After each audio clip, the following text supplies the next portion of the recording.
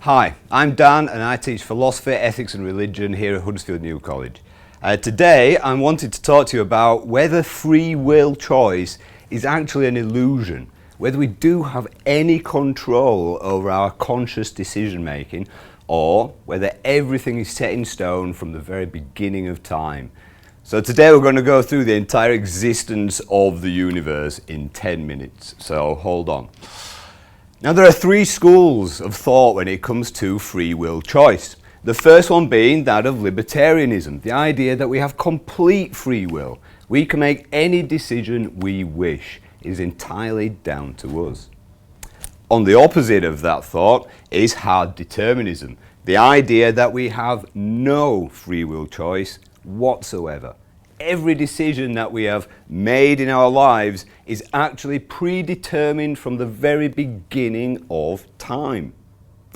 And in between those two schools of thought, we have soft determinism, the idea that we may have some free will decision-making capacity, but by and large, most of our decision-making is actually predetermined. And what we think we are deciding was already decided prior. So, the main argument that we will look at in such a philosophical debate is whether if we live in a deterministic universe, we actually have any moral responsibility whatsoever. Now, what do I mean by moral responsibility? Well, essentially, if we have a criminal, let's say a murderer, who has killed somebody, were they responsible for their actions if their entire decision-making capacity was already set in stone 13.7 billion years ago at the beginning of the Big Bang? Obviously, this sounds quite absurd. If they were unable to make decisions, how could they be held responsible for their actions? But, on the opposite view, if we don't hold people responsible for their actions, then what kind of society could we end up living in, where everybody is absolved of blame? So, let's investigate one of these schools of thought, that of hard determinism. Now, we are going to look at determinism through a couple of different lenses. We're going to have a look through the eyes of Newtonian physics first. Now, don't worry. This is philosophy, ethics and religion, so we are not going to do very much scientific thought, and there is no maths whatsoever. This is philosophy. However, philosophy covers an entire spectrum of thought, including those of Newtonian physics and quantum physics. So what does science have to do with ethics? Well, before the universe began, we had what is called a singularity. Now, a singularity is an infinitely small speck that is also infinitely dense. The entire universe was crammed into this tiny spot. We don't even know where it was or truly what it is. Even time itself did not exist at this moment. Therefore, we will never be able to understand it fully. And then the singularity expanded, and we ended up what has been commonly known as the Big Bang. Now, the Big Bang wasn't an explosion, it was an expansion, and it expanded everywhere all at once.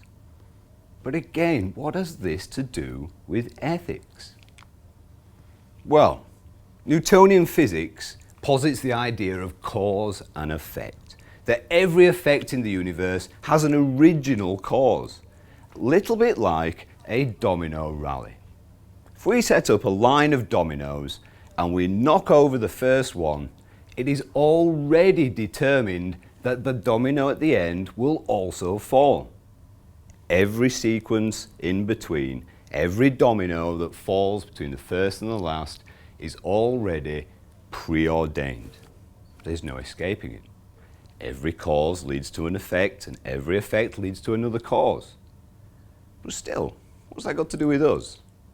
Well, we are just an effect of the universe. We are, in fact, the universe itself. If the universe hadn't first expanded, we certainly wouldn't have been here. But just like the domino rally, every domino in between, every reaction, chemical and physical, that has ever occurred across the 13.7 billion years that the universe has been around has been determined. We cannot escape that from a physics point of view. This also includes evolution and the evolution of our conscious ability to make decisions. So in fact, free will, from a physics point of view, is actually a product of the Big Bang. We cannot escape it.